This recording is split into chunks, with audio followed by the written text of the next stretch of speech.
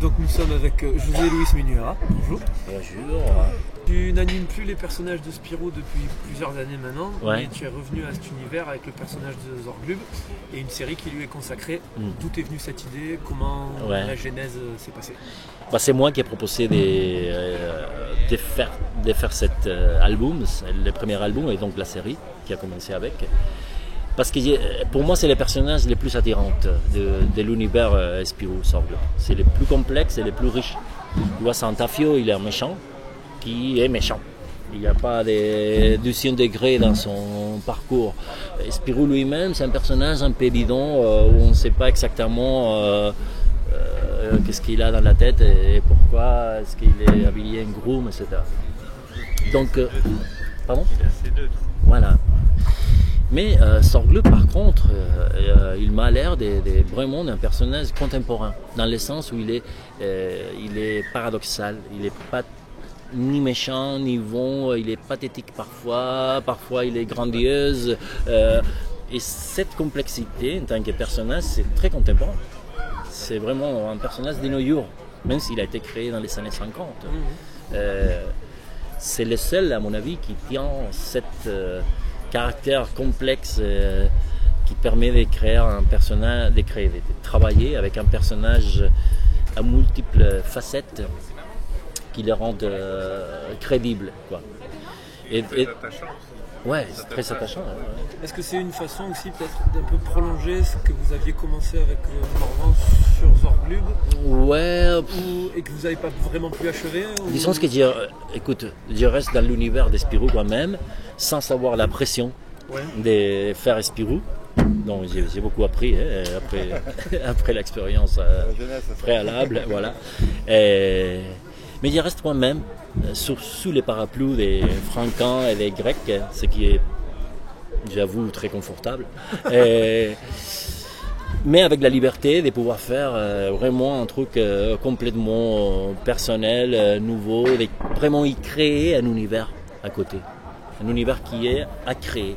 Tes scénarios, tu les fais au fur et à mesure que tu dessines ou tu n'as pas du tout le scénario fini au moment où... J'ai un petit plan, plus ou moins orientatif, de où je vais y aller et peut-être comment j'y arriverai. Peut-être. D'accord. Mais on verra en cours de route. Et là, le scénario, il s'est fait directement sur la planche. Tandis que je dessine les images, j'écris le scénario. Les deux choses en même temps. Ce qui c'est génial pour la comédie parce que ça amène justement une synergie qui s'est créée parmi les deux. Tu vois l'actuation des personnages, sa façon à bouger, un raccord avec ce qu'ils disent. Il a des lignes de texte qui arrivent tout d'un coup, des actions qui viennent aussi donner. Donc c'est une improvisation contrôlée. Et donc les scénarios sont construits, sont très travaillés finalement, mais j'ai travaillé en même temps les dessins et les scénarios. Donc voilà, c'est un exercice fascinant, c'est un exercice vraiment créatif, outillé sur le fil, comme on a dit ça, fil du ressort, mais maintenant ça c'est vivifiant. Tu vois. Et à 40 ans, quand j'ai commencé à écrire mes histoires, j'avais un peu l'impression de changer de métier, en quelque sorte. Ah oui, c'est une découverte. Voilà, et du coup, ça. Là maintenant, tu as quel âge? 46. 46, ouais, ça fait déjà 6 ans. Ouais. Du coup, ça réunit et ça révèle des nouvelles choses, quoi. C'est plutôt bien. Après la lecture de ces deux tomes, on peut constater que du coup l'histoire se centre presque plus sur la fille de Zorglub que sur Zorglub lui-même. Je dis presque. Non.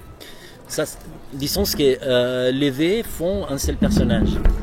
Tu vois, c'est d'accord, tu les vois comme un binôme vraiment. Voilà. Donc ça s'appelle Zorglub, mais c'est vraiment les aventures, c'est comme Astérix et Obélix. C'est les aventures de Zorglub et Sandra. Zorglub et sa fille. Et du coup, c'était vraiment un choix volontaire ou c'est par l'histoire que tu as commencé à développer qui t'a mené à ça? Non, c'est un choix, parce qu'on pourrait avoir fait la file du 7 et par la suite continuer avec Zorglub à aller vivre des aventures à lui tout seul en tant qu'inventeur génial et délirante, et n'oubliant un peu sa fille.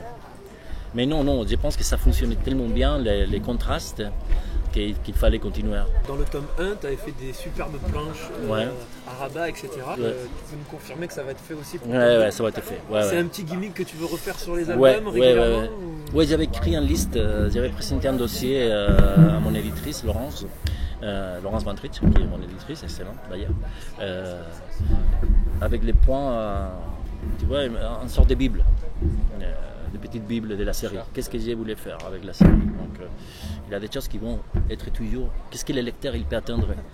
Toujours trouver dans les histoires des Sorglub, toujours les relations père-fille, les classes générationnelles, toujours cette fille qui est finalement plus mûre et plus adulte que son père, qui est un gamin. Voilà, les inventions des Sorglub en tant qu'élément fancy, élément, tu vois, cool, qui est toujours là pour faire le spectacle, etc. Et la côté SF, et la base quadruple en tant que j'ai de l'objet. Les Campbell se sont achevés là, du moins pour le moment. Ouais. Est-ce que tu vas te dédier entièrement à Zorglub pour le moment Cette année, oui. Ce qui reste de l'année, oui. Mais bon, il a d'autres projets qui vont se mettre en place, sans doute. Ouais. Tu vas continuer sur des histoires familiales ou tu te laisses la possibilité de le temps d'un album refaire un Zorglub, je sais pas moi, qui pète un plomb et qui recrée des Orglums? C'est pas quelque chose qui t'intéresse puisque ça... Ouais, ça peut arriver, effectivement. Ça peut arriver. Ça peut arriver. Le scénario, c'est pas tout. Ouais, voilà. Alors 4 albums de Spirou et Fantasio, 2 sur Zorglub, la participation aux albums collectifs des Tuniques Bleues, du Marsupilami, de Valérian, de Gaston, les Petits Boulets Bill, même une histoire courte de Lucky Luke dans tout à fait, effectivement. Il te manque quoi là? Tintin, Astérix. Non, mais c'est vrai que là, doucement, et sans être consciente, je me rends compte que j'ai formé partie de la famille de l'école de Marcinelle.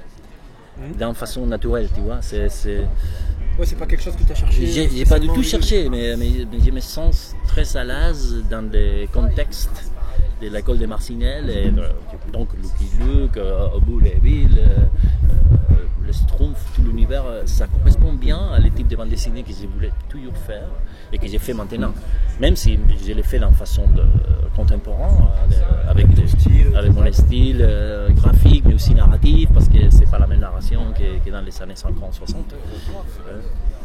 Par exemple, quand tu as fait pour Valérian, justement les trucs, est-ce que tu prends contact avec les auteurs d'origine Non, pas forcément. Non, je ne peux pas contact avec les auteurs, mais je prends contact avec les livres.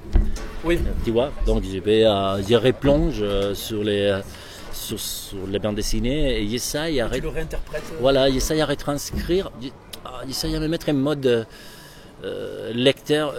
Quel a été mon ressenti à la première lecture?